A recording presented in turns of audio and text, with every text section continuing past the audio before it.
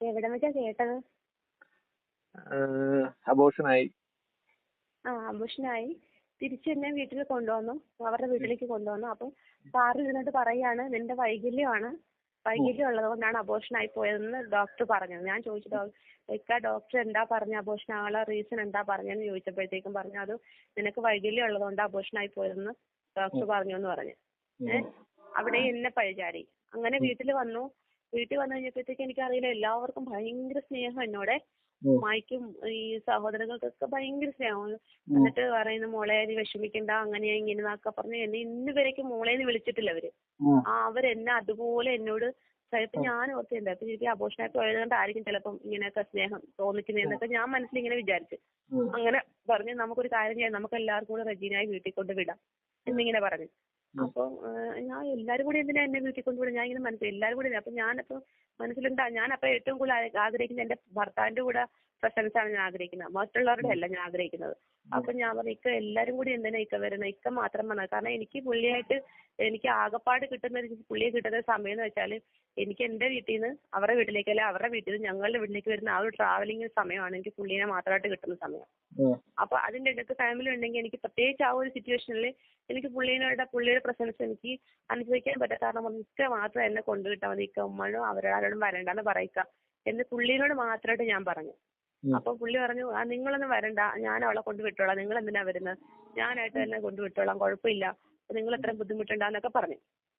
അങ്ങനെ പിറ്റേ ദിവസം എന്നെ പറഞ്ഞു വിടാനായിട്ട് ഭയങ്കര തിരക്ക് എല്ലാവർക്കും. എന്നിട്ട് എനിക്ക് അവിടെ എന്തൊക്കെയോ സാധനങ്ങളൊക്കെ പാക്ക് ചെയ്ത് തരും. ഞാനത് വിദേശത്ത് പോകുന്ന പോലെ ആയിരുന്നു എന്നെ.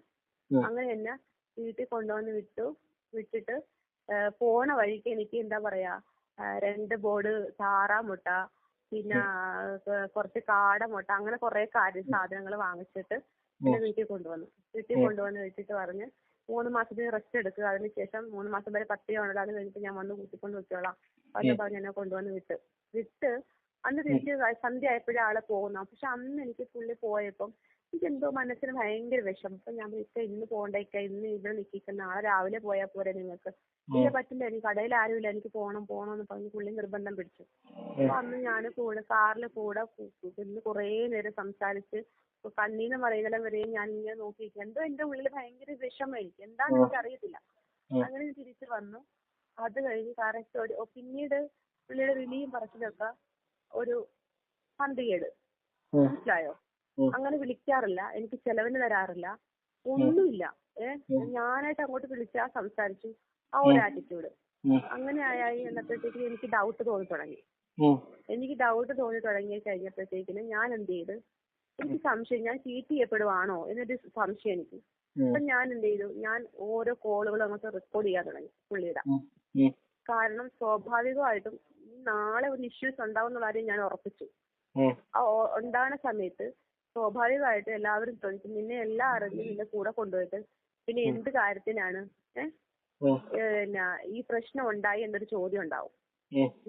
അതിനെനിക്ക് ഉത്തരം വേണം. ആ ഉത്തരം ഞാൻ പറഞ്ഞ കാര്യം വിശ്വസിക്കണമെന്നില്ല, പ്രൂഫാണ് വേണ്ടത്. അതുകൊണ്ട് പുള്ളിയുടെ ഓരോ കോളുകളും ഞാൻ റെക്കോർഡ് ചെയ്യാൻ തുടങ്ങി. മനസ്സിലായോ? അതിനുശേഷം കറക്റ്റ് 1 മാസം ആയപ്പോഴത്തേക്ക് അവരുടെ വീട്ടിൽ നിന്ന് അവരുടെ മൂത്ത സഹോദരി വിളിച്ചിട്ട് പറഞ്ഞു, ഞങ്ങൾക്ക് റെജീനായിട്ടുള്ള ബന്ധം തുടരാൻ താല്പര്യമില്ല, നമുക്ക് ഈ ബന്ധം ഇവിടെ വെച്ച് അവസാനിപ്പിക്കാം. ഇതിന് മുന്നായിട്ട് രജിസ്റ്റർ ചെയ്യാനായിട്ട് പലപ്പോഴും പറഞ്ഞപ്പോഴും പുള്ളി ഓരോ കാര്യങ്ങൾ പറയുന്നത്, ഓരോ കാര്യം പറഞ്ഞ് എസ്കേപ്പ് ആകുന്നതല്ലാതെ പുള്ളി രജിസ്റ്റർ ചെയ്യാൻ തയ്യാറാവുന്നുണ്ടായിരുന്നില്ല. അപ്പൊ എന്റെ കല്യാണം ലീഗലി വാല്യൂബിൾ അല്ല, മഹൽ രജിസ്ട്രേഷൻ ഇല്ല, നമ്മുടെ ഇന്ത്യൻ മാരേജ് ആക്ട് പ്രകാരം രജിസ്ട്രേഷൻ ഇല്ല, നിക്കാഹിനെ കൊണ്ടുവന്ന് നിക്കാഹ് ചെയ്യിപ്പിച്ചു എന്നുള്ളതല്ലാതെ വേറൊന്നുമില്ല. പിന്നെ കുറെ ഫോട്ടോഗ്രാഫ്സ് ഉണ്ട്, പിന്നെ വെഡിങ് ലെറ്റർ ഉണ്ട്, അങ്ങനെയുള്ള കാര്യങ്ങൾ വീഡിയോസ് ഒക്കെ ഉണ്ടെന്നുള്ളതല്ലാതെ വേറൊന്നുമില്ല. അപ്പൊ അങ്ങനെ ഇവർ വേണ്ടെന്ന് വെച്ച് പിന്നെ 2 ഫാമിലി ആയിട്ട് സംസാരമായി. ഇതിനിടക്ക് പുള്ളിയുടെ ആ ഒരു എപ്പോഴാന്നറിയാമോ, നമ്മുടെ ആ ഫസ്റ്റത്തെ പ്രളയം വന്നില്ലേ, ആ സമയത്താണ് ഇഷ്യൂസ് നടക്കുന്നത്. അങ്ങനെ ആയി. അപ്പൊ പുള്ളി, ഞാൻ ചോദിച്ചു, കരഞ്ഞ് ഞാൻ എനിക്ക് കരയാനായിട്ട് നീ കണ്ണുനീരില്ല, അത് ആ പരുവം വരെ എത്തി. അപ്പൊ പുള്ളി തന്നെ പുള്ളിയുടെ കോളിൽ പറയുന്നുണ്ട്, നീ ആയിട്ടാണ്, അതായത് ഞാനായിട്ടാണെങ്കിലും പുള്ളിയുടെ ഫസ്റ്റിലത്തെ പെണ്ണായിട്ടാണെങ്കിലും പ്രശ്നങ്ങൾ ഉണ്ടായത് ഒരു പക്ഷെ പുള്ളിയുടെ വീട്ടുകാരില്ലായിരുന്നെങ്കിൽ നല്ല രീതിയിൽ മുൻപോട്ട് പോയേനെ. എന്റെ വീട്ടുകാരാണ് എന്നെ ജീവിക്കാൻ അനുവദിക്കാത്തതെന്ന് പുള്ളി തന്നെ പറയുന്നൊരു ഓൾ റെക്കോർഡ് ഉണ്ട് അതില്. ഞാൻ ആ വീട്ടിൽ അവരുടെ മാതാപിതാക്കളോട് എങ്ങനെയായിരുന്നു, അവരുടെ മാതാപിതാക്കളും സഹോദരങ്ങളും എന്നോട് എങ്ങനെയായിരുന്നു എന്നൊക്കെ പുള്ളിയായിട്ട് തന്നെ പറയുന്ന റെക്കോർഡുകൾ എന്റെ കയ്യിലുണ്ടായിരുന്നു. ഈ വേണ്ട എന്ന് തീരുമാനിച്ചപ്പോഴത്തേക്ക് ഞാൻ എന്ത് ചെയ്തു, ഇവരുടെ ഫാമിലി, ഇവരുടെ മറ്റുള്ള റിലേറ്റീവ്സ് എല്ലാവർക്കും എന്നെ ഭയങ്കര കാര്യമാണ്. അവരൊക്കെ എന്നെ വിളിക്കോ അന്വേഷിക്കുകയൊക്കെ ചെയ്യായിരുന്നു. ഇവർക്കൊക്കെ ഞാൻ ഈ റെക്കോർഡ് ഇട്ട് കൊടുത്ത് എന്റെ ഫാമിലിയിലുള്ള ആർക്ക് ഇട്ട് കൊടുത്ത്, പള്ളിക്കാർക്ക് ഇട്ട് കൊടുത്തു. അങ്ങനെ എല്ലാവർക്കും അത് കേട്ടപ്പോഴത്തേക്കും അവരൊക്കെ ആദ്യം വിചാരിച്ചിട്ടുണ്ടോണ് ഇവര് പറഞ്ഞാണ് ശരിയെന്നായിരുന്നു. കാരണം ഞാൻ രാവിലെ എഴുന്നേക്കത്തില്ല, പാപ്പായുമായി നോക്കത്തില്ല, അവർക്ക് ഫുഡ് വെച്ച് കൊടുക്കത്തില്ല, ഞാൻ ധിക്കാരിയാണ്, ഞാൻ അഹങ്കാരിയാണ്, ഇങ്ങനെയുള്ള കാര്യങ്ങളൊക്കെയാണ് പറഞ്ഞിട്ടുള്ളത്. ഇത് പറയുമ്പോഴും പള്ളിക്കാർ പറയുന്നുണ്ടായിരുന്നു, ഈ ഡിവോഴ്സ് ചെയ്യാൻ, അതായത് ബന്ധം വേർപെടുത്താൻ പറ്റിയ കാരണങ്ങളൊന്നും അല്ല ഇത്, അത് അവളെ പറഞ്ഞ് മനസ്സിലാക്കിച്ച് മാറ്റിക്കാനുള്ളതേ ഉള്ളൂ എന്ന് പറയുന്നുണ്ടായിരുന്നു. പക്ഷെ ഇവരത് കേൾക്കാൻ തയ്യാറായിരുന്നില്ല. പിന്നെ ഒരു സെക്കൻഡ് സമയം പോലും പുള്ളീനെ അവരുടെ 4 പേരുടെ ഇടയിൽ നിന്ന് മറ്റൊരു 5ാമതൊരാളിലേക്ക് ഇവർ വിട്ടുകൊടുക്കത്തില്ല. ഇവര് 2 പെങ്ങന്മാരും ഉമ്മയും വാപ്പയുടെ നടുക്കാണ് പുള്ളി. ഇവരുടെ ബ്രെയിൻ വാഷിലാണ് പുള്ളി. അവിടുന്ന് 5ാമതൊരാളിലേക്ക് സംസാരിക്കാൻ ഇവർ വിട്ടുകൊടുക്കത്തില്ല. ഇവരുടെ സഹോദരങ്ങൾ, ഇവരുടെ മൂത്താപ്പാടെ മക്കളൊക്കെ ചെന്നിട്ട് പറഞ്ഞു, സുനീറെ നിന്നോട് സംസാരിക്കാനുണ്ടെന്ന് പറഞ്ഞപ്പോഴും ഇവരുടെ ആൾക്കാർ പറഞ്ഞത് ഞങ്ങളുടെ പ്രസൻസ് സംസാരിച്ചതല്ല, സുനീറെ മാറ്റി നിർത്തി സംസാരിക്കണ്ടെന്ന് പറഞ്ഞു. വേറെ അവർക്കറിയാം വേറൊരാൾക്ക് പോയി കഴിഞ്ഞാൽ സുനീർ ഈ തീരുമാനത്തിന് മാറിപ്പോകുന്നറിയാം. അതുകൊണ്ട് ഇവര് വേറൊരു തീരുമാനത്തേക്ക് എത്തിപ്പിക്കാനായിട്ട് സമ്മതിച്ചില്ല. എന്നിട്ട് പള്ളിക്കാരിടപെട്ടു. അവസാനം പള്ളിക്കാർ ഞങ്ങളുടെ ആൾക്കാരും അവരുടെ പള്ളിക്കാരുമായിട്ടൊക്കെ സംസാരിച്ച് അവിടെ ഇരുന്നുകൊണ്ട് എന്റെ പഠിച്ചോനെ, ഞാൻ മനസ്സിൽ പോലും തോന്നിക്കാത്ത കാര്യങ്ങളാണ് അവർ പറഞ്ഞത്. ഞാൻ സ്വപ്നത്തിൽ പോലും ചിന്തിക്കാത്ത കാര്യങ്ങൾ എന്നിൽ കുറ്റം ആരോപിച്ചേക്കുന്നത്. അങ്ങനെ കുറെ ആയപ്പോ ഞാൻ ഇങ്ങനെ നിന്ന് കരയുവാണ്. കാരണം ഈ ഒരു മനുഷ്യനെ വേണ്ടാന്ന് വെക്കുമ്പോ ഇങ്ങനെയും നുണകൾ പറയൂ ഒരു മനുഷ്യര്, അതും പടത്തിന്റെ ഭവനത്തിരുന്നുണ്ടായി പറയുന്നതെന്ന് ആലോചിക്കണം. അപ്പൊ ഞാൻ അവസാനം ഇവരിതൊക്കെ പറയുമ്പോഴും ഈ ഇരുന്ന വ്യക്തികൾ മുഴുവൻ ഈ ഓഡിയോ കേട്ടവരാണെന്ന് ഓർക്കണം. മനസ്സിലായോ? അപ്പൊ എന്റെ ഭാഗത്ത് നിലപാടായിട്ട് അവർക്കൊക്കെ അറിയാം, എല്ലാവർക്കും ഞാൻ എന്തായിരുന്നു എന്നുള്ളത്. അപ്പൊ അവസാനം ഞാൻ പറഞ്ഞു, എന്നെ വിളിച്ച് സംസാരിക്കാൻ പറ്റും. ഞാൻ പറഞ്ഞു, ഇതിനകത്ത് വാദിക്കാനോ തർക്കിക്കാനോ ഞാനില്ല. ശരി, നിങ്ങൾ പറഞ്ഞ എല്ലാ തെറ്റും ഞാൻ ചെയ്തു തന്നെയാണ്, ഞാൻ സമ്മതിച്ചേക്കുന്നത്. പക്ഷെ ഇനി ഞാൻ ആവർത്തിക്കത്തില്ല, എനിക്ക് മാപ്പ് തരണം എന്ന് പറഞ്ഞ് ഞാൻ കാല് പിടിച്ച് കരഞ്ഞ് എന്റെ കൈ തട്ടി മാറ്റിയിട്ടിട്ട് പോയിട്ട് പറഞ്ഞു, ഞങ്ങൾ വേറെ വഴി, അവര് വേറെ വഴി. പോയി കഴിഞ്ഞപ്പോ പറഞ്ഞു, പിന്നെ എന്റെ ആൾക്കാരും പള്ളിക്കാരും വീണ്ടും പുള്ളീനെ മാത്രമായിട്ട് വിളിച്ചിട്ട് പറഞ്ഞു, സംസാരിച്ചപ്പോ പറഞ്ഞു, ഇങ്ങനെ നീ സ്വർഗം കിട്ടുമെന്നും പറഞ്ഞ് ഒരു പെണ്ണിനെ കെട്ടി, അതിനെ വഴിയാധാരമാക്കി, 2ാമത്തിനെ നീ വഴിയാധാരമാക്കി, ഈ പെൺകൊച്ചിനെ നീ ഉപേക്ഷിച്ചു കഴിഞ്ഞാൽ സുനീറ നിനക്ക് സ്വർഗം പോയിട്ട് നരകം പോലും കാണാൻ ഭാഗ്യം കിട്ടത്തില്ല, ഏറ്റവും ഭയങ്കര ദോഷമാണ് നീ ചെയ്യുന്നതെന്നൊക്കെ പറഞ്ഞ് പള്ളിക്കാരൊക്കെ കുറെയൊക്കെ പറഞ്ഞു. ആ പറഞ്ഞു കഴിഞ്ഞപ്പോഴത്തേക്കും പുള്ളി പറഞ്ഞു, പുള്ളിക്ക് ആലോചിക്കാൻ സമയം വേണമെന്ന്. ആലോചിക്കാൻ സമയം വേണമെന്ന് പറഞ്ഞപ്പോ പറഞ്ഞു, എത്ര നാളാണ്? 1 മാസം. അപ്പൊ 1 മാസം പറ്റില്ല, 15 ദിവസം തരാന്ന് പറഞ്ഞു. അങ്ങനെ 15 ദിവസം കൊടുത്തു കഴിഞ്ഞപ്പോഴത്തേക്കും 12ാമത്തെ ദിവസം 12ാമത്തെ ദിവസമേ അവര് പറഞ്ഞു, എന്റെ ഉമ്മയുടെ ആങ്ങളമാരുടെ മക്കൾക്ക് ചുറ്റും പറഞ്ഞു, ഇല്ല എനിക്ക് ബന്ധം വിടാനായിട്ട് താല്പര്യമില്ലാന്ന് പറഞ്ഞു. അപ്പൊ ഇതിന് മുൻപായിട്ട് ഞങ്ങൾ തമ്മിൽ ഒരു കമ്മ്യൂണിക്കേഷൻ ഉണ്ടായിരുന്നു. വാട്സാപ്പിൽ ചാറ്റ് ചെയ്യും. അങ്ങനെയൊക്കെ ആയപ്പോഴത്തേക്കും പുള്ളി എടുത്ത് പറഞ്ഞിട്ട് വാക്കുണ്ടേ, അത് ഇപ്പോഴും എന്റെ കിടപ്പുണ്ട്. ആ റെക്കോർഡുകളും ആ ചാറ്റ് ഹിസ്റ്ററികളൊക്കെ ഇപ്പോഴും എന്റെ കിടപ്പുണ്ട്. പുള്ളി പറയുന്നതാണ്, എന്റെ വാപ്പായും ഉമ്മായും മരണപ്പെട്ടതിന് ശേഷം അപ്പോഴും നീ മറ്റൊരു വിവാഹം കഴിച്ചില്ല എങ്കിൽ ഞാൻ നിന്നെ വന്ന് കൂട്ടിക്കൊണ്ട് വന്നോളാം എന്ന് പുള്ളി ഇങ്ങനെ പറഞ്ഞു. അപ്പൊ അങ്ങനെ അത് കഴിഞ്ഞിട്ട് ഓക്കെ, ഇങ്ങനെ വേണ്ടാന്ന് തീരുമാനിച്ചല്ലോ, ഓക്കെ അക്സെപ്റ്റ് ചെയ്തു. എന്റെ കൊടുത്ത സ്വർണവും പൈസ എല്ലാം തിരിച്ചു തന്നെങ്കിലും എന്റെ മഹറിന്റെ, അതായത് എന്നെ ബന്ധം വേർപെടുത്താലും അയാള് കിട്ടിയ താലിയുടെ അവകാശിയാണ് ഞാൻ. പക്ഷെ എന്റെ ആ താലിയുടെ പൈസ ഉണ്ടല്ലോ, പൈസ എടുത്തു, മഹറിന്റെ പൈസ എടുത്തു. കാരണം താലിമാല എന്റെ കയ്യിലായി പോയില്ലേ, അതുകൊണ്ട് എനിക്ക് തരാനുള്ള പൈസ, സ്ത്രീധന പൈസയിൽ അവരത് കുറച്ച്. മനസ്സിലായോ? അത്രയ്ക്ക് പോലും പരിഗണന എനിക്ക് തന്നില്ല. നിങ്ങള് അങ്ങോട്ട് മറ്റേ സ്ത്രീധനമായിട്ട് കൊടുത്ത പൈസ തിരിച്ചു തരണം അല്ലേ? അതെ, നമ്മൾ കൊടുത്തത് ഫുള്ള് നമുക്ക് തിരിച്ചു തരണം. പക്ഷെ നമ്മളെ മഹർ അവര് തീർച്ചയായും താലിമാല തിരിച്ചു കൊടുക്കണം. കാരണം അവരായിട്ട് വേണ്ടെന്ന് വെക്കും, ഞാനായിട്ടാണ് ബന്ധം വേണ്ടെന്ന് വെക്കുന്നെങ്കിൽ ഞാനത് കൊടുക്കാൻ അർഹയാണ്. പക്ഷെ അവരായിട്ട് വേണ്ടെന്ന് വെക്കുമ്പോൾ ഞാനത് കൊടുക്കേണ്ട കാര്യമില്ല. മനസ്സിലായോ?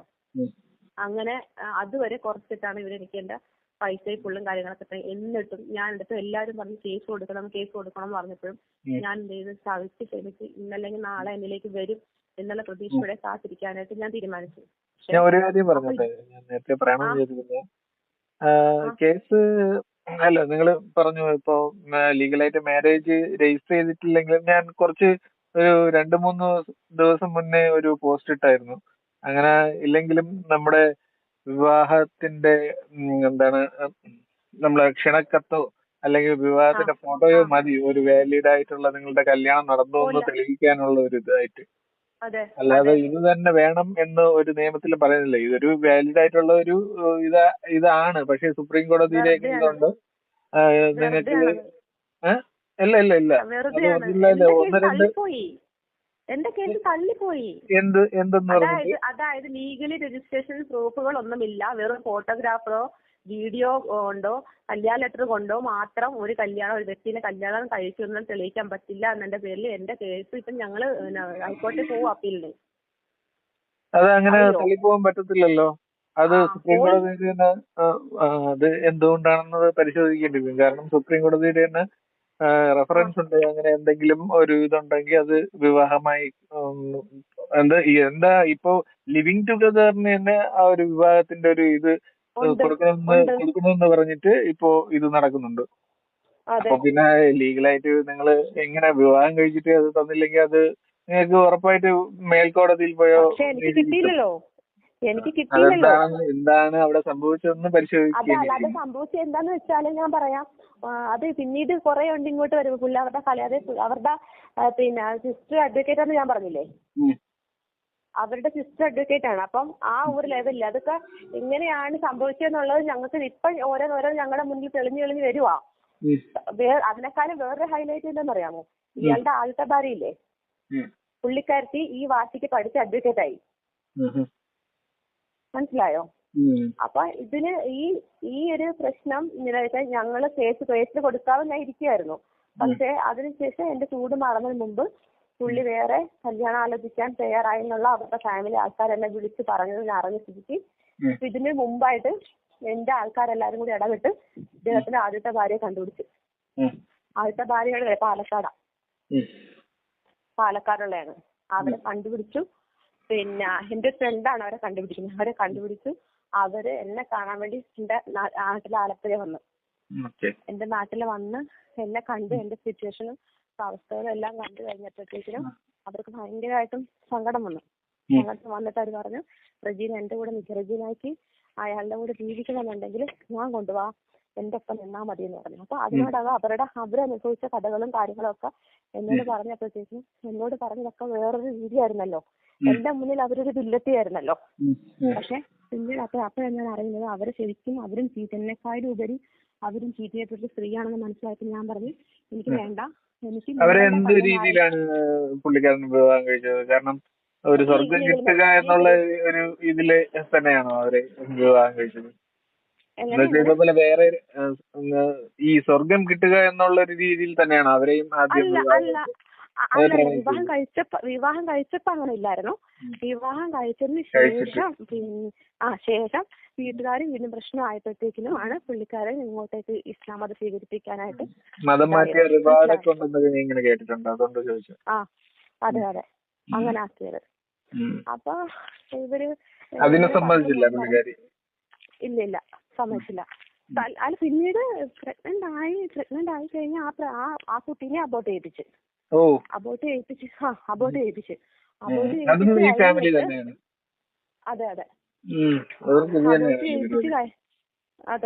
ചെയ്യിപ്പിച്ച് കഴിഞ്ഞിട്ടാണ് പിന്നീട് ഇവർക്ക് തിരിച്ച് വീട്ടിലേക്ക് പോകാനും പറ്റത്തില്ല. അത് കാരണം കൊണ്ട് അവര് പിന്നെ ഈ മതത്തിലേക്ക് വരാൻ തയ്യാറായി. അതിനുശേഷമാണ് മതത്തിലേക്ക് വന്നതിന് ശേഷമാണ് ഡിവോഴ്സ്. പിന്നീട് രണ്ടാമത് വേറൊരു കുട്ടി ഉണ്ടായതിനു ശേഷമാണ് ഇവരെ വേണ്ടെന്ന് വെച്ചത്. മനസ്സിലായോ? ഓൾറെഡി ഇപ്പൊ അവർക്ക് കുട്ടികളുണ്ട്. ഒരു മോനുണ്ട്. അത് നേരത്തെ പറഞ്ഞിട്ടുണ്ടായിരുന്നു എന്നോട് പറഞ്ഞിട്ടുണ്ടായിരുന്നു. മോനുണ്ടെന്ന് പറഞ്ഞിട്ടുണ്ടായിരുന്നു. അപ്പം എന്നോട് പറഞ്ഞു ഇങ്ങനെ പറഞ്ഞപ്പോ ഞാൻ അത് അനുഭവിച്ച കഥകളൊക്കെ ഞാൻ പറഞ്ഞു വേണ്ട, നിങ്ങളുടെ കഥകൾ അറിയാതെ ഞാൻ അദ്ദേഹത്തിന്റെ ജീവിതത്തിലേക്ക് പോയിരുന്നു. നിങ്ങളുടെ കഥകൾ അറിഞ്ഞ സ്ഥിതിക്ക് ആ കുഞ്ഞിന്റെ കണ്ണുനീര് എന്റെ തലക്കും വീഴാൻ ഞാൻ ഒതുക്കിയിട്ട് കാരണം കൊണ്ട് എനിക്ക് ബന്ധം വേണ്ടെന്ന് ഞാൻ പറഞ്ഞു. അതുകൊണ്ട് അങ്ങനെ പിന്നെ ഫൈറ്റ് ചെയ്യാൻ തുടങ്ങി. അങ്ങനെ പിന്നെ കേസായി കാര്യങ്ങളായി. അതൊക്കെ ഭയങ്കര ഒരു ഇതാണ്. കേസായി അവർ ഫാമിലി പോലും അറിയാതെ ഇത് ആരാണ് ബാധിച്ചത്? നിങ്ങളുടെ ഇത് പുള്ളിക്കാരിയാണോ ബാധിച്ചത്? അല്ലല്ല, എനിക്ക് പബ്ലിക് പ്രോസിക്യൂഷനാണ്. അന്നേരം അവരായിട്ടില്ല. ആ സമയത്ത് അവർ അഡ്വക്കേറ്റ് ആയിട്ടില്ല. അഡ്വക്കേറ്റ് അടുത്ത സമയത്താണ് പഠിച്ചോണ്ടിരിക്കുവായിരുന്നു. അപ്പൊ അവര് അങ്ങനെ കേസായി കാര്യങ്ങളായി. അങ്ങനെ ഇവരുടെ കുടുംബക്കാരെ അറിയാതെ പുള്ളി മൂന്നാമത് പോയി വേറെ കെട്ടി. മൂന്നാമത് കെട്ടി. ആ കെട്ടിയ പെണ്ണിന്റെ വീടോ നാടോ ഊരോ ഒന്നും ഈ ഫാമിലിയിലുള്ള ഒരു മനുഷ്യർക്ക് അറിയത്തില്ല. ഇവർക്ക് സഹോദരങ്ങൾ രണ്ടുപേർക്കും വാപ്പാക്കും ഉമ്മാക്കും അല്ലാതെ ആർക്കും അറിയത്തില്ല. പക്ഷെ ഇവര് വിവാഹം കഴിച്ചു എന്നറിഞ്ഞ നിമിഷം എനിക്ക് ഇടവും ബലവും ഒന്നും നോക്കാനില്ലായിരുന്നു. പിന്നെ അങ്ങ് ഇറങ്ങി ഞാൻ ഒരു ഭ്രാന്തിന്റെ അവസ്ഥയിലായിരുന്നു ഞാൻ. അതായത് എനിക്കറിയില്ല, എന്റെ മനോനില തെറ്റി ഞാൻ ഭ്രാന്തിന്റെ അവസ്ഥയിലായിരുന്നു.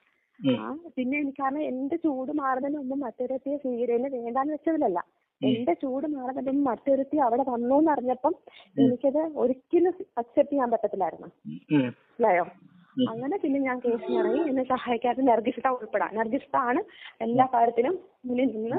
ഞാനായിട്ട് സ്റ്റേഷനിൽ പോകണ്ടയോ അങ്ങനെയുള്ള കാര്യങ്ങളൊന്നും ചെയ്യേണ്ടി വന്നില്ല. ഇത്ത തന്നെ ആൾക്കാരെ ഇടപെടുത്തി മുഖ്യമന്ത്രിക്കും കളക്ടർക്കും അങ്ങനെ വേണ്ടപ്പെട്ട എല്ലാവർക്കും കംപ്ലൈന്റ് അയച്ച് അങ്ങനെ പുള്ളിയെ സ്റ്റേറ്റ്മെന്റ് എടുത്ത് അങ്ങനെ അവിടെ ചെന്ന് പിന്നെ സ്റ്റേറ്റ്മെന്റ് എടുക്കാൻ പോലീസുകാർ ചെന്നപ്പോഴും എന്നോട് കുറ്റങ്ങളൊക്കെ പറഞ്ഞു കൊടുത്തവർ. അപ്പോഴത്തേക്കും ആ പോലീസുകാർ ഞാൻ താളവേദത്തെ കുറിച്ച് നിങ്ങളോട് എന്ത് ചെയ്തെന്നാ പറയുന്നതെന്ന് ചോദിച്ചു. ആരും വിശ്വസിക്കത്തില്ല നിങ്ങൾ ഈ പറഞ്ഞു ഒന്നു പറഞ്ഞു. അങ്ങനെ അതും കഴിഞ്ഞ് പിന്നെ ഇവരുടെ ഈ മൂന്നാമത് കെട്ടിയില്ലേ, മൂന്നാമത് കെട്ടിയതിന്റെ 6 രൂപ അടിപേര് ഞാൻ തോണ്ടി. 6 രൂപ അടിപേര് ഞാൻ തോണ്ടി നീ പോലീസ് സ്റ്റേഷനിൽ വിളിച്ചു. അപ്പൊ വാറന്റ് വന്നേ, അറസ്റ്റ് വാറന്റ് വന്നു. അറസ്റ്റ് ചെയ്യാനുള്ള വാറന്റ് വന്നു. വാറന്റ് വന്നിട്ടും അറസ്റ്റ് ചെയ്യുന്നില്ല. മുളന്തുരുത്തില്ല പോലീസുകാർ, അറസ്റ്റ് ചെയ്യുന്നില്ല. അപ്പൊ ഞങ്ങളുടെ ഇവിടുന്ന് ആലപ്പുഴയിൽ നിന്ന് ഇവിടുന്ന് അങ്ങോട്ട് കേസ് അവിടെ സംഭവം നടന്നുകൊണ്ട് അങ്ങോട്ടാണ് റഫർ ചെയ്തത്. ഞാൻ വിളിച്ചിട്ട് പറഞ്ഞു, സാറേ വാറന്റ് കിട്ടിയ വാറന്റ് അത് കിട്ടിയിട്ട് എന്താണ് നിങ്ങൾ അറസ്റ്റ് ചെയ്യാത്തത്? അത് അവനിവിടെ ഇല്ല, അവനേതോ ആയുർവേദ ട്രീറ്റ്മെന്റിന് പോയേക്കുവാണെന്ന്. അപ്പൊ ഇതിനോട് മുന്നോടിയായിട്ട് ഇയാൾ വിവാഹം കഴിക്കുന്നു കേട്ടപ്പോ ഞാൻ ഫേസ്ബുക്കിൽ ലൈവ് പോയി ഇവരുടെ ഒരു ഫോട്ടോയുടെ ഫോട്ടോസ് ഒക്കെ ഇട്ട് ഒരു പോസ്റ്റൊക്കെ ഇട്ട് അങ്ങനെ കുറേയൊക്കെ ചെയ്ത്. അതിലൂടെ എനിക്ക് 2 കോണ്ടാക്ട് കിട്ടി. ഇയാളെ പേഴ്സണലി അറിയാവുന്ന 2 കോണ്ടാക്ട്, ഇയാളുടെ ഒരു സുഹൃത്തും വേറൊരു നൈബറും. അങ്ങനെ അവരുടെ ഫുൾ സപ്പോർട്ടോടുകൂടി ഇവരുടെ എല്ലാ രഹസ്യങ്ങളും എനിക്ക് ചോർന്നു വരാൻ തുടങ്ങി. അങ്ങനെ പിന്നെ ഇവര് വിവാഹം കഴിച്ചത് കാര്യങ്ങൾ എവിടെയാ എന്താന്നൊക്കെ ഉള്ളത് പിന്നെ ഞാൻ ആൾക്കാർക്ക് വേണ്ടി ഡ്രസ്സ് കൈമാറി. എന്തായാലും ഫുള്ള് ഏറ്റവും വരെ ഈ സ്ത്രീയെ കുറിച്ച് ഫുള്ള് ഞാൻ എടുത്ത് പോലീസുകാർക്ക് പോലും കണ്ടെത്താൻ പറ്റിയില്ല.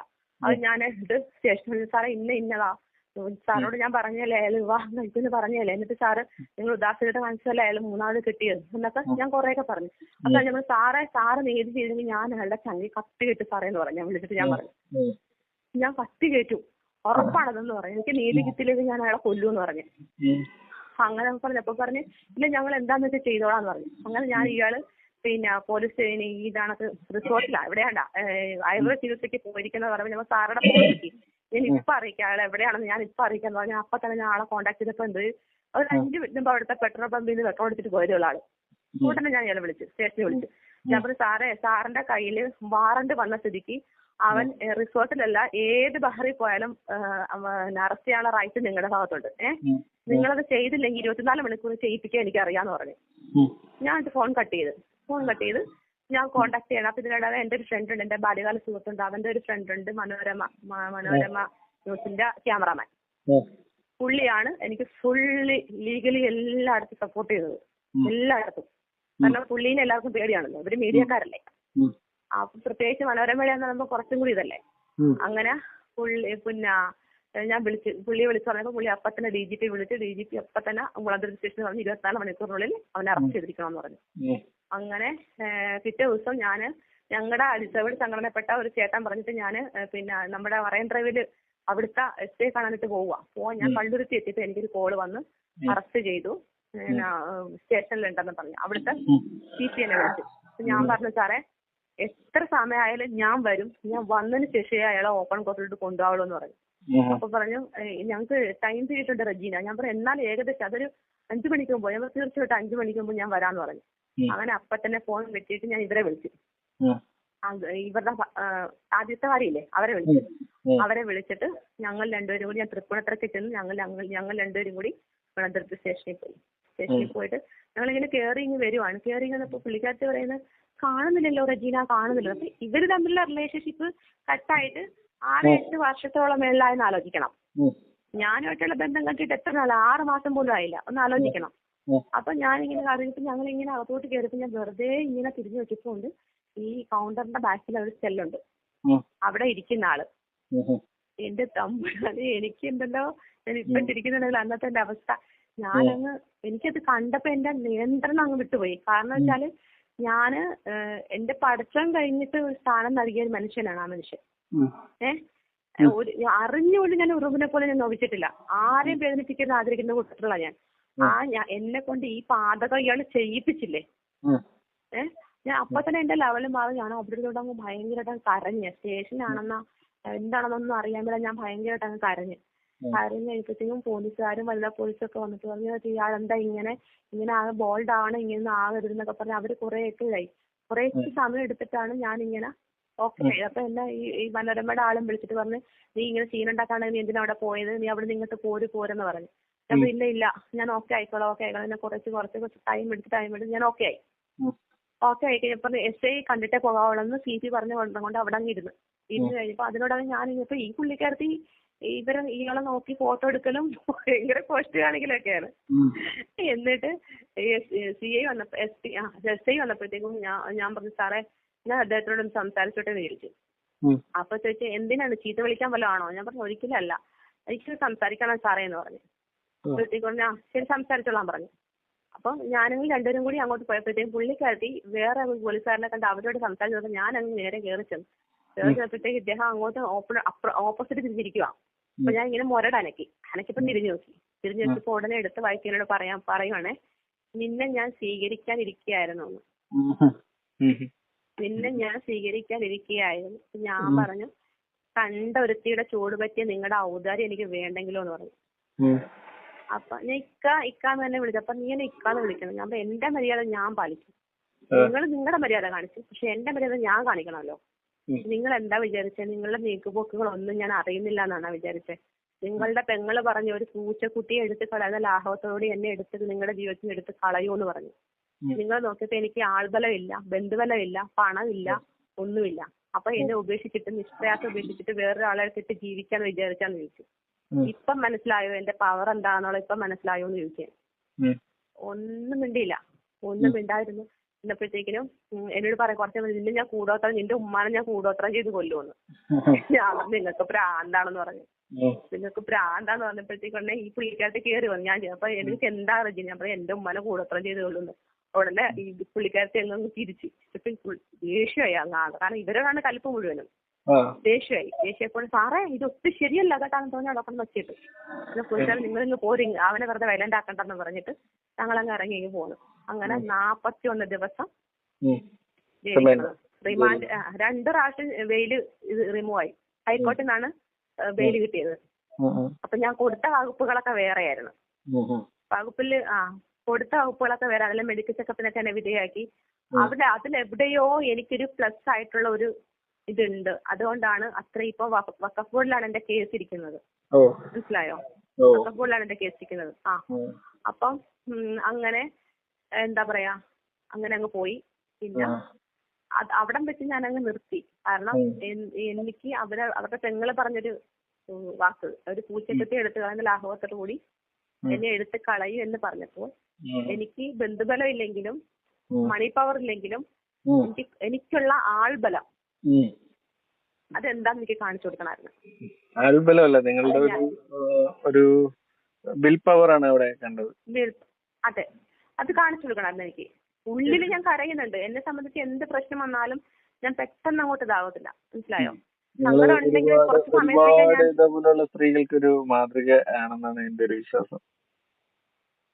ഇല്ല, അതും അവിടെ അങ്ങോട്ടൊന്നും തീർന്നില്ല. അങ്ങനെ പിന്നെ ഇല്ല, അവിടെ കൊണ്ട് തീർന്നില്ല. അതൊരു പാർട്ട് അവിടം വെച്ചാണ് അവസാനിച്ച്. പിന്നെ ഞാൻ ഈ കേസിന്റെ കാര്യത്തിനൊന്നും പുറകെ പോകാൻ പോയില്ല. പിന്നെ കുടുംബം കൂടാതെ ആലപ്പുഴയ്ക്ക് നടക്കുന്നുണ്ടായിരുന്നു. അതിന് പുള്ളീനെ കാണുമ്പോ ഞാൻ ഓക്കെ ആക്കി കൊടുത്തിട്ട് എന്റെ മൈൻഡ് പുള്ളീനെ കാണുമ്പോ പിന്നെ ഡൗൺ ആയി പോകുന്നതുകൊണ്ട് ഞാൻ പിന്നെ ആ വഴിക്കും പോയില്ല. കാരണം ഞാൻ പറഞ്ഞില്ല, പുള്ളി സമാധാനം എന്നെ വേണ്ടാന്ന് വെച്ചതല്ല. പുള്ളി പുള്ളിയുടെ ബന്ധുക്കളുടെ വാക്ക് കേട്ടിട്ടാണ് എന്നെ വേണ്ടതെന്ന് വെച്ചത്. പുള്ളിയായിട്ട് ഞങ്ങൾ തമ്മിൽ യാതൊരു വിഷയം ഉണ്ടായിട്ടില്ല. അതുകൊണ്ട് തന്നെ എനിക്ക് പുള്ളീനെ പിന്നെ കുറ്റം പറയാനും പറ്റുന്നില്ല. കുറ്റം പറയാൻ പറ്റുന്നില്ല എന്ന് പറയുന്ന കാരണം വേറെയുണ്ട്. അതിനുശേഷം ഒരു 4-5 വർഷങ്ങൾ കഴിഞ്ഞപ്പോഴും എന്റെ വീട്ടിൽ വീണ്ടും എന്നെ വിവാഹത്തിന് ഫോഴ്സ് ചെയ്യാൻ തുടങ്ങി. കാരണം പിന്നെ വീണ്ടും വിവാഹത്തിന് ഫോഴ്സ് ചെയ്യാൻ കാരണം വെച്ചാൽ ഈ ഡവർ കയ്യിലുണ്ടല്ലോ, ഒരു സമ്പാദ്യം ഉണ്ടല്ലോ. ഈ സമ്പാദ്യം ഉള്ളത് കൊണ്ട് തന്നെ ഇനിയൊരു വിവാഹം കഴിപ്പിക്കാൻ ധൈര്യമായി വീട്ടുകാർക്ക്. ഇതിന് മുമ്പ് വിടാൻ എന്താ അതില്ലാഞ്ഞുകൊണ്ടായിരുന്നു. എന്റെ ആ കല്യാണത്തിന് ഡവർ കിട്ടിയത് തന്നെ, അതായത് ഞാൻ പറയാം ഒരു പവന്റെ ആഭരണമോ ഒരു 10 രൂപ പോലും ഇല്ലാത്ത സാഹചര്യത്തില് ഞാൻ എന്റെ വിവാഹത്തിന് ഞാൻ ഇറങ്ങിയത് 25 പവന്റെ സ്വർണവും 5 ലക്ഷം രൂപയും കണ്ട. ഇതെനിക്ക് തന്നതാരെന്നറിയാമോ? 14 ജില്ലയിലുള്ള ജനങ്ങള്. മനസ്സിലായോ? ഇന്നും എന്നെ കാണാത്ത എന്റെ പ്രശ്നങ്ങൾ അറിയാവുന്ന എന്നെ കാണാത്ത ഒരുപാട് ആൾക്കാരുണ്ട്. മനസ്സിലായോ? ഫേസ്ബുക്ക് വഴി ഉണ്ടായിട്ടുണ്ട്, വാട്സപ്പ് വഴി ഉണ്ടായിട്ടുണ്ട്. അതെല്ലാം ഞാൻ ഇങ്ങനെ ഈ കുറെ ജീവകാരുണ്യ പ്രവർത്തനമായിട്ട് ലിങ്ക്ഡ് ആണ്. അതിലിങ്ങനെ പ്രവർത്തിക്കുന്നുണ്ട്. അങ്ങനെ പറഞ്ഞ് കാരണം ഞാൻ എന്റെ ലൈഫിന്റെ നേരിട്ട ആ ഒരു സ്റ്റോറി ഉണ്ടല്ലോ, അത് മറ്റുള്ളവർക്ക് ഇൻസ്പിറേഷൻ ആയിരുന്നു. അതെന്നെ വിവാഹം കഴിഞ്ഞ് എന്നെ കൊണ്ടുപോകുന്ന സമയത്ത് ഞങ്ങളുടെ റെസിഡൻസ് അസോസിയേഷന്റെ വാർഷികത്തിന് ഞങ്ങളുടെ ചെയർപേഴ്സൺ അവിടെ സംസാരിച്ചപ്പോൾ എന്റെ വിഷയമായിരുന്നു ടോപ്പിക്ക്. എന്നെ പോലത്തെ ഒരു പെണ്ണ്, എന്റേതായ ജീവിത സ്റ്റൈൽ വന്നൊരു പെണ്ണ് ഒരു പക്ഷേ സൂയിസൈഡ് ചെയ്യാം, അല്ല എങ്കിൽ വഴിവിട്ട് പോവാം. ഞാനിത് രണ്ടും പോയില്ല. എന്റെ ജീവിതാനുഭവത്തിനെ ഞാൻ മുറുക്കെ പിടിച്ച് എന്താണ് എന്നെ സൃഷ്ടിച്ചത് ഒരാളുണ്ട് മുകളിൽ. അതിനുശേഷം പിന്നെ കേസിനും കാര്യത്തിനും പോയില്ല. വീണ്ടും എന്നെ വേറെ വിവാഹത്തിന് ഇതുപോലെ ഫോഴ്സ് ചെയ്തു. വാപ്പായുടെയും ഉമ്മയുടെയും സങ്കടങ്ങൾക്ക് വരും. ഞാൻ പറഞ്ഞു എന്നെ ഇനി വിവാഹം കഴിപ്പിക്കാൻ നിങ്ങൾ തയ്യാറായത് അത്രയും ഇതിനും വേണ്ടി ഞാൻ അനുഭവിച്ചു. ഞാൻ പറഞ്ഞത് വളരെ ചുരുക്കിയാണ്. ഞാൻ അനുഭവിച്ചതൊന്നും ഒരു വാക്കിലൂടെ എനിക്ക് പറഞ്ഞു തീർക്കാൻ പറ്റുന്നതല്ല. ഇതിനു വേണ്ടി ഞാൻ അനുഭവിച്ചു. അതുകൊണ്ട് തന്നെ എന്താണ് ഒരു കുടുംബജീവിതം എന്നുള്ളത് ഞാൻ അറിഞ്ഞു കാരണം കൊണ്ട് എനിക്കിനി ഒരു ജീവിതം വേണ്ട എന്ന് ഞാൻ വീട്ടുകാരോട് പറഞ്ഞു. പക്ഷെ അവരെന്നെ നിരന്തരം ഫോഴ്സ് ചെയ്ത് വീണ്ടും ഒരു വിവാഹത്തിലേക്ക് എന്നെ കൊണ്ടെത്തിച്ചു. ഇതുപോലെ തന്നെ ഒരു പ്രപ്പോസൽ വന്നു. ഇതുപോലെ തന്നെ മാട്രിമോണിയിലൂടെ പ്രപ്പോസൽ വന്നു. പിന്നെ ഈ പറഞ്ഞ പോലെ തന്നെ എന്താ പറയാ, എന്റെ ലൈഫ് ഇങ്ങനെ ആകാൻ കാരണം എന്റെ ഫാമിലിയിലുള്ള ഓരോരുത്തർക്കും അതിന് പങ്കുണ്ട്. പക്ഷെ ഞാനത് പറയുന്നില്ല. എന്റെ വിധി അന്ന് ഞാൻ പറയുന്നുള്ളൂ. പുള്ളിയുടെ സെക്കൻഡ് മാരേജ് ആയിരുന്നു. അങ്ങനെ എന്നെ പ്രപ്പോസൽ ഇവിടുന്ന് ആൾക്കാരൊക്കെ പോയി. അങ്ങേർക്ക് പിന്നെ ഈ ഫുട്പാത്തില് പച്ചക്കറി കടയായിരുന്നു. അതിലൊരു മകനുണ്ടായത്. അപ്പൊ അങ്ങനെ വന്നു കണ്ടു. അങ്ങനെ അയാൾ പറയാം അയാളുടെ മകനെ നോക്കിയാൽ മതി എന്നുള്ള ഒരിലാണ് എന്നെ കൊണ്ടുപോയത്. പക്ഷെ അത് ഞാൻ നീട്ടിക്കൊണ്ട് പോകുന്നില്ല, കാരണം എനിക്കത് പറയാൻ താല്പര്യമില്ലാത്ത വിഷയമാണ്. എനിക്ക് മനസ്സോടെയാണ് ഒന്നാമത്തെ കാര്യം.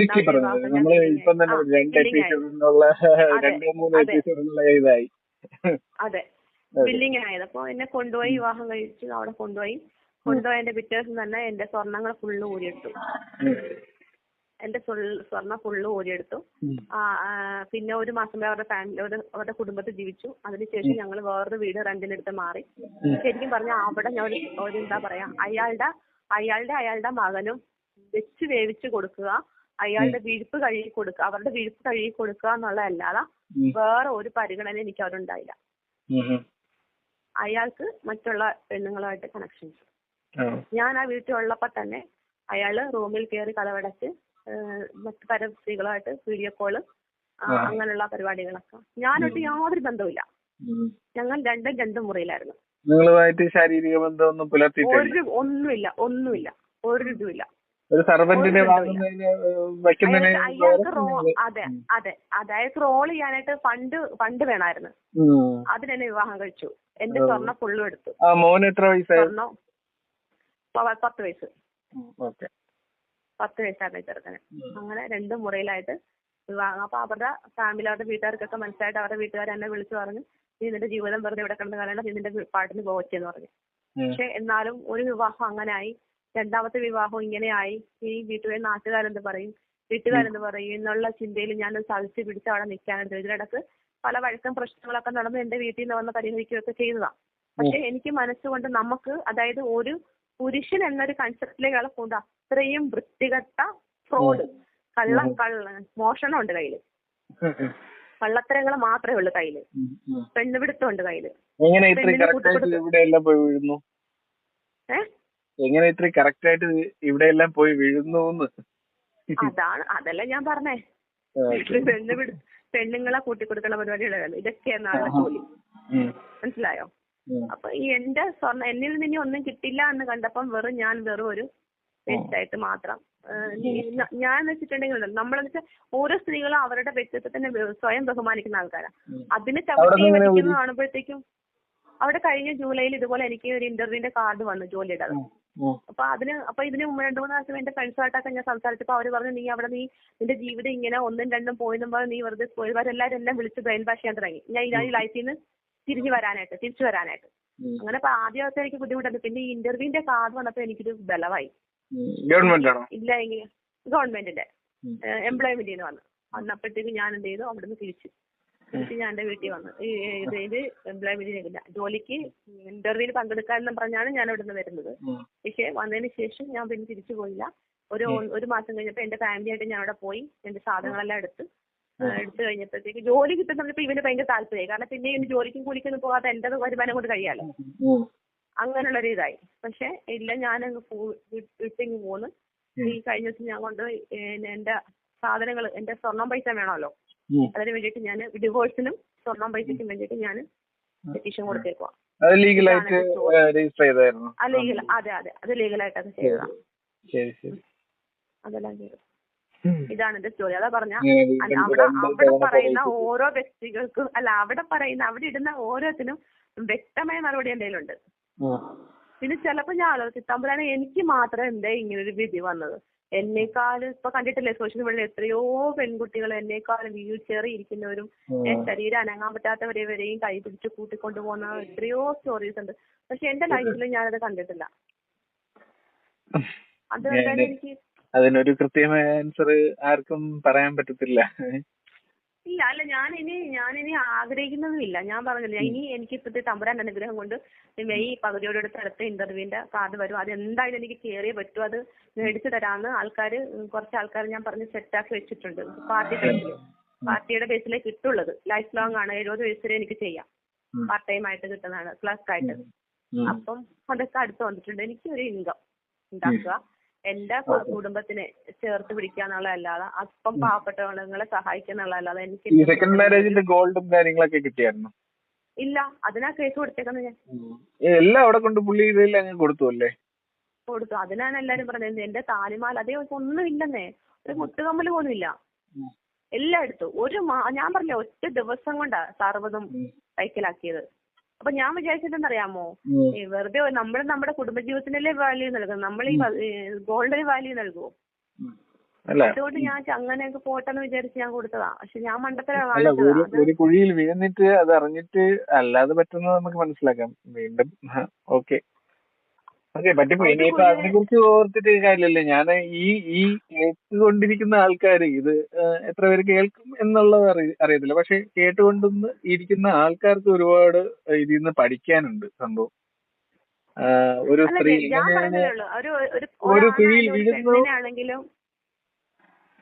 ഒരു കുഴിയിൽ വീഴുന്നു എന്ന് വിചാരിച്ച് നമ്മൾ അവിടെ കിടക്കുകയല്ലാതെ നമുക്ക് എഴിക്കാം, അതിനുവേണ്ടി അതിനെതിരെ പോരാടാം എന്നൊക്കെയുള്ളൊരു പാഠം ഇതിൽ നിന്ന് പഠിക്കാനുണ്ട്. തീർച്ചയായിട്ടും. ഞാൻ പറഞ്ഞു, നമുക്ക് വിവാഹമല്ല ഒന്നിനും ശാശ്വതമായ പരിഹാരം. വിവാഹം തകർന്നു എന്നും പറഞ്ഞ് നമ്മുടെ ഒരു ജീവിതം തീരുന്നതും ഇല്ല. എന്നെ സംബന്ധിച്ചുണ്ടല്ലോ, ഒരു സ്ത്രീനെയും പുരുഷനെയും കൊല്ലുന്നതാണ് വിവാഹം. ഞാൻ അങ്ങനെ പറയുള്ളൂ. ഇല്ല, നിങ്ങളുടെ ലൈഫ് വെച്ച് എല്ലാം അളക്കേണ്ടതില്ല. ഒരുപാട് പേര് നന്നായിട്ട് അല്ല, എന്റെ ലൈഫ് വെച്ചിട്ടല്ല ഞാൻ പറയണേ. ഞാൻ എന്റെ ഫസ്റ്റ് ലൈഫ് പരാജയപ്പെട്ടതിന് ശേഷം ഞാൻ അതിനകത്ത് നിന്ന് പുനർജനിച്ച് വന്നതിന് ശേഷം ഞാൻ ഒരുപാട് കാര്യങ്ങൾ, അതായത് ഈ നർഗിസ് ബീഗം ഉൾപ്പെടെയുള്ള കുറെ ആൾക്കാർ, അതായത് ഈ ഒരു പ്രശ്നമായിട്ട് ബന്ധപ്പെട്ട് നിൽക്കുന്ന കുറെ ആൾക്കാർ കുറെ കേസുകൾ എന്റെ അടുത്ത് വന്നിട്ടുണ്ട് അവരെ മോട്ടിവേറ്റ് ചെയ്യാനായിട്ട്. ഞാൻ പലരുടെയും ജീവിതം ഞാൻ കണ്ടതാണ്. മനസ്സിലായോ? അല്ല നമുക്ക് എന്റെ ഒരിക്കലും ഫ്രണ്ട്സിന്റെ ഇടയിലൊക്കെ നിങ്ങളുടെ കേസ് വെച്ച് ജനറലൈസ് ചെയ്യാൻ പറ്റുന്നില്ല. പക്ഷെ ഒരുപാട് കാര്യങ്ങള് ഒരുപാട് പേര് ഇതേപോലെ ഉണ്ട്. ഒരുപാട് പേര് എന്താണ് പക്ഷെ എല്ലാത്തിലും പോയി വിഴുന്നു കൊടുത്തു എന്നുള്ളതാണ് നിങ്ങളുടെ ഒരു അതെ എന്താണ് ആണ്, അതെ അതെ. പറ്റച്ച് പറയുന്നതങ്ങ് ഇനിയിപ്പോ വിശ്വസിക്കാം. പറഞ്ഞിട്ട് അതെ, കാര്യമില്ല. അതെ. വീട് കൊടുക്കുന്ന വെച്ചാൽ നമുക്ക് ഉത്തരവാദിത്തപ്പെട്ട ഒരാൾക്ക് നമുക്കൊരു എനിക്കൊരു സഹോദരൻ ഉണ്ടായിരുന്നെങ്കിൽ ഒരു പക്ഷെ എനിക്ക് സംഭവിക്കത്തില്ലായിരുന്നു. നമ്മൾ നമ്മളുടെ ബന്ധുക്കളെ ഡിപ്പെൻഡ് ചെയ്യുമ്പോൾ അവര് നമ്മൾ അവരുടെ ഭാഗം ക്ലിയർ ചെയ്തിട്ട് പോകുന്നല്ലാതെ അത് അവർ ആന്തരികമായി ചിതഞ്ഞു പിടിക്കാനോ അന്വേഷിക്കാനോ നിൽക്കാനുള്ള മനസ്സിലൊന്നും ആരും കാണിക്കത്തില്ല. ഞാൻ ഇനി ചോദിക്കാൻ വന്നത് ഇനി പുതുതായിട്ട് വിവാഹം കഴിക്കാൻ പോകുന്നവരടുത്തും അല്ലെങ്കിൽ ഇപ്പോ സെക്കൻഡ് മാരേജിന് വേണ്ടി നോക്കുന്ന അവരോടും നിങ്ങൾക്ക് കൊടുക്കാൻ പറ്റുന്ന ഒരു ഉപദേശം, ഒരു ഷോർട്ട് ആയിട്ടുള്ള ഒരു ഉപദേശം. സെക്കൻഡ് മാരേജിനോട് ഞാൻ പറയുന്നത് 99% സെക്കൻഡ് മാരേജ് എന്ന് പറയുന്നത് ഒന്നില്ലെങ്കിൽ ആണ് അല്ലെങ്കിൽ പെണ്ണിന്റെ ഭാഗത്തുള്ള എന്തെങ്കിലുമൊക്കെ വീഴ്ചയുടെ പ്രധാനമാണ് സെക്കൻഡ് മാരേജ് വരുന്നത്. നമുക്ക് ഡിവോഴ്സ് എന്ന് പറയുന്ന സംഭവത്തേക്ക് വരുന്നത്. അപ്പൊ അതുകൊണ്ട് ഒരിക്കലും എന്താ ഒരു ഭർത്താവ് മരണപ്പെട്ട ഒരാളെ നമുക്ക് ഓക്കെ ആക്കാം, അല്ലെങ്കിൽ ഭാര്യ മരണപ്പെട്ട ഒരാളെ നമുക്ക് ആക്കാം. പക്ഷെ ഒരിക്കലും ഡിവോഴ്സ് ആവുന്ന ഒരാളെ നല്ല രീതിയിൽ അന്വേഷിക്കാതെ നമ്മൾ ആ ലൈഫിലേക്ക് എടുത്ത് ചാടരുത്. പിന്നെ കുട്ടികളുള്ള ആൾക്കാരെ സെലക്ട് ചെയ്യുമ്പോൾ ഫസ്റ്റിലെ പറഞ്ഞത് എഗ്രിമെന്റ് ചെയ്യിക്കുക. കുട്ടികളെ ഇന്ന ഏത് രീതിയിലാണ് എങ്ങനെ. കാരണം വെറും വാക്കാലെ പറഞ്ഞിട്ട് കാര്യമില്ല. ഇപ്പോഴത്തെ കുട്ടികൾ എന്ന് പറഞ്ഞിട്ടുണ്ടെങ്കിൽ നമ്മളെക്കാളും ബുദ്ധിയുള്ള, എന്റെ ലൈഫിൽ വില്ലനായത് ഒരു 55% വില്ലൻ ആ കൊച്ചായിരുന്നു. അതായത് ഞങ്ങൾ രണ്ടുപേരും തന്നെ അടുപ്പിക്കത്തില്ലായിരുന്നു. എന്നിട്ട് ഇയാള് വരുമ്പോ ഇല്ലാത്ത കഥകളൊക്കെ പറഞ്ഞു കൊടുക്കും. ഞാൻ പറയാത്തയും ചെയ്യാത്തയുമായ കാര്യങ്ങള് പറഞ്ഞു കൊടുക്കും. ഇതായപ്പോ ഞാൻ ഇവനെ കൊണ്ട് തന്നെ, ഇവന് ഈ ഫോൺ വീക്ക്നെസ് ആണ്. Phone weakness. ഞാൻ പറയുന്നത് നിനക്ക് ഫോൺ തരണമെങ്കിൽ നീ ഞാൻ പറഞ്ഞ ചോദ്യങ്ങൾക്ക് ഉത്തരം തരണം എന്ന് പറയും കറക്റ്റ് ആയിട്ട്. എന്നിട്ട് ഞാൻ എന്റെ ഫോൺ റെക്കോർഡ് ചെയ്ത് ഇവനെ കൊണ്ട് തന്നെ പറയിപ്പിക്കും. എടാ ഞാൻ ഇന്നത് പറഞ്ഞു, ഞാൻ ഇങ്ങനെ പറഞ്ഞാലോ എന്റെ അടുത്ത്, അല്ലെ ഇന്നലെ ഞാൻ ചെയ്തായിരുന്നു. അപ്പൊ അവൻ ഇല്ല, കറക്റ്റ് ആയിട്ട് അവൻ പറയുന്നത് ഞാൻ വീഡിയോ പിടിച്ചെടുത്തത്. മനസ്സിലായോ? അപ്പൊ അങ്ങനെ കുറെ ഇഷ്യൂസ് വരാം. അപ്പൊ മക്കളെ സ്നേഹിക്കുന്ന ഒരു തന്തയോ അല്ലെങ്കിൽ തള്ളയാണെങ്കിൽ ഒരുപക്ഷെ ആ ലൈഫിലൊരു വിള്ളൽ വരും. അതും നല്ല രീതിയിൽ നോക്കിയും കണ്ടും ചെയ്യുക. അത്ര ഞാൻ പറയുന്നത്. പക്ഷെ നമുക്ക് ഫസ്റ്റ് മാരേജ് കണക്കല്ല, സെക്കൻഡ് മാരേജ് നമ്മൾ സെലക്ട് ചെയ്യുമ്പോഴത്തേക്കും ഒരുപാട് ഈ പറഞ്ഞ കണക്ക് മരണപ്പെട്ടാണെങ്കിൽ വലിയ വിഷയമില്ല. പക്ഷെ ഡിവോഴ്സ് ആയിട്ടുള്ളൊരു കേസ് നമ്മൾ അറ്റൻഡ് ചെയ്യുമ്പോൾ നല്ല രീതിയിൽ അന്വേഷിക്കുക. പിന്നെ കഴിഞ്ഞു പോയത് ആവർത്തിക്കാതിരിക്കുക. അത്രേ ഉള്ളൂ. ഓക്കെ. അപ്പൊ എല്ലാവർക്കും ഏറെക്കുറെ ഇതിന്ന് പലതും പഠിക്കാനുണ്ടെന്ന് വിചാരിക്കുന്നു. ഒരുപാട് നീണ്ടുപോയി. മെഗാ സീരിയൽ, ഞാനൊരു ഷോർട്ട് സ്റ്റോറി ആയിട്ടാണ് ഉദ്ദേശിച്ചത്, പക്ഷെ മെഗാ സീരിയൽ പോലെ നീണ്ടുപോയി. അപ്പം ഒരു 2-3 പാർട്ടായിട്ടായിരിക്കും ഇത് ഇടാൻ പറ്റുന്നത്. കാരണം എനിക്ക് തോന്നുന്നു ഒരു 2-2.5 മണിക്കൂറോളം ഏകദേശം പോയി. അപ്പൊ ഞാൻ ഇത്ര ഷോർട്ടാക്കി പറഞ്ഞെന്നറിയാമോ? ഒരുപാട് ഷോർട്ടാക്കിയാ ഞാൻ പറഞ്ഞത്. ഏകദേശം കാര്യങ്ങളൊക്കെ ഉൾക്കൊണ്ടു എന്നാണ് എന്റെ വിശ്വാസം. അത് കാരണം ഇതില് ഷോർട്ട് ആയി കഴിഞ്ഞാൽ നിങ്ങൾക്ക് ഒരു പക്ഷേ ഞാൻ ഒരു സ്പെല്ലിംഗ് മിസ്റ്റേക്ക് നിങ്ങൾക്ക് ഫീൽ ചെയ്യും. മനസ്സിലായോ? അതുകൊണ്ടാണ് അത്രയും ഞാൻ കവർ ചെയ്ത് ഇങ്ങനെ പറഞ്ഞത്. അപ്പൊ അപ്പോ നമുക്ക് വീഡിയോ വരുമ്പോ കാണാം. അപ്പൊ ആൾക്കാർ എന്തൊക്കെ പറയുന്നൊക്കെ കേൾക്കാം. ആയിക്കോട്ടെ. അല്ല ഇവിടെ ഞാനിങ്ങനെ ഓരോന്നിങ്ങനെ കമന്റ് ഇടുമ്പോ ചിലര് നമ്മളെ ഒരിടയ്ക്ക് ഫസ്റ്റ് ടൈമിൽ ഒരാൾക്ക് നല്ല സ്റ്റണ്ട് ചെയ്തായിരുന്നു ഞാൻ അതിനകത്ത് കമന്റിലൂടെ. ഈ പറഞ്ഞ പോലെ അവിടെ പറഞ്ഞതെന്ന് വെച്ചാൽ നമുക്കൊരു കമന്റ് വന്ന് ഒരു പോസ്റ്റ് ഒരു കമന്റ് ഇടാൻ പറ്റില്ല. ഈ മെസ്സേജുകളും ഈ റിക്വസ്റ്റുകളുടെയും ബഹളമായിരിക്കും. മനസ്സിലായോ? അത് ഞാൻ ഈ 1-2 പേരുടെ ഇഷ്യൂസ് ഉണ്ടായി ഞാൻ അവിടെ പറഞ്ഞായിരുന്നല്ലോ മെസ്സേജില്. അത് ആൾക്കാരടുത്ത് പറഞ്ഞ ആൾക്കാർക്ക് മനസ്സിലാവത്തില്ല. അതിൽ നമ്മൾ അങ്ങോട്ട് പോകാതിരുന്നാ മതി. ഞാൻ പറഞ്ഞു, ഞാൻ എത്രയോ വർഷങ്ങളായിട്ട് സോഷ്യൽ മീഡിയ യൂസ് ചെയ്യുന്നയാ. നമ്മൾ കൈകാര്യം ചെയ്യുന്നതനുസരിച്ചിരിക്കും നമ്മുടെ എക്സ്പീരിയൻസ്ഡ് ആയിട്ടുള്ള ആൾക്കാർ തന്നെയാണ്. അപ്പം പെൺപിള്ളേരായാലും അതിനനുസരിച്ച് ഇവിടെ പെരുമാറുള്ളൂ എന്നാണ് എന്റെ ഒരു വിശ്വാസം. എല്ലാവർക്കും അറിയാം ഇത് പ്രവർത്തനമാണ് എന്നുള്ളത്. അപ്പൊ അതിന് എൻകറേജ് ചെയ്യുന്നവർക്ക് എൻകറേജ് ചെയ്യാം, എൻകറേജ് ചെയ്യേണ്ട എന്നുള്ളവർക്ക് എൻകറേജ് ചെയ്യേണ്ട. അതൊക്കെ ഓരോരുത്തരുടെ പേഴ്സണൽ ആയിട്ടുള്ള കാര്യമാണ്. ഇപ്പൊ കോഴിത്തനം കാണിക്കില്ലെന്ന് എനിക്ക് എന്തായാലും പറയാൻ പറ്റത്തില്ല. പിന്നെ ഒരു മാനേഴ്സ് കാണിക്കുക. താല്പര്യം ഇല്ലാത്തവർക്ക് കൂടുതൽ കയറി ചെറിയാനൊന്നും പോകാതിരിക്കുക. താല്പര്യമുള്ളവർ ഞാൻ ആർക്കും ഇല്ല, ഞാൻ ഒരു മനുഷ്യർക്കും റിപ്ലൈ കൊടുത്തിട്ടുമില്ല, ആരുടെ റിക്വസ്റ്റ് സ്വീകരിച്ചിട്ടുമില്ല. അപ്പൊ നമുക്ക് വൈൻഡപ്പ് ചെയ്യാം. ഓക്കെ, ഇപ്പൊ ഒരു ആശ്വാസം വരുന്നു. ഇപ്പൊ മഴയൊക്കെ പെയ്ത് ഇറങ്ങിയ പോലെയൊക്കെ ഫീൽ ആവുന്നുണ്ട്. അങ്ങനെ എന്താ ചുമ്മാ വെച്ചാൽ ഒരാളെന്ന് എനിക്കിപ്പോ പറയുമ്പോൾ ചിലപ്പോൾ തോന്നും. അല്ല അത് ആ സമയത്ത് നമുക്ക് ഇപ്പൊ എന്നെ സംബന്ധിച്ച് എനിക്കിപ്പോ അതിനെക്കുറിച്ച് ചിന്തിക്കാൻ ടൈമില്ല. എനിക്കിനി എന്റെ മുൻപോട്ടുള്ള ലൈഫ് എങ്ങനെ അങ്ങനെ തന്നെ പോട്ടെ, വച്ചുപിടിപ്പിക്കാന്നുള്ളത് മാത്രമേ ഉള്ളൂ. അങ്ങനെ മുന്നോട്ട് പൊയ്ക്കൊണ്ടിരിക്കട്ടെ അടിപൊളിയായിട്ട്. ആ, സിംഗിൾ ലൈഫ് കുറച്ച് നല്ലതാണ്, കുറച്ച് യാത്രകളും കാര്യങ്ങളൊക്കെ ചെയ്യൂ.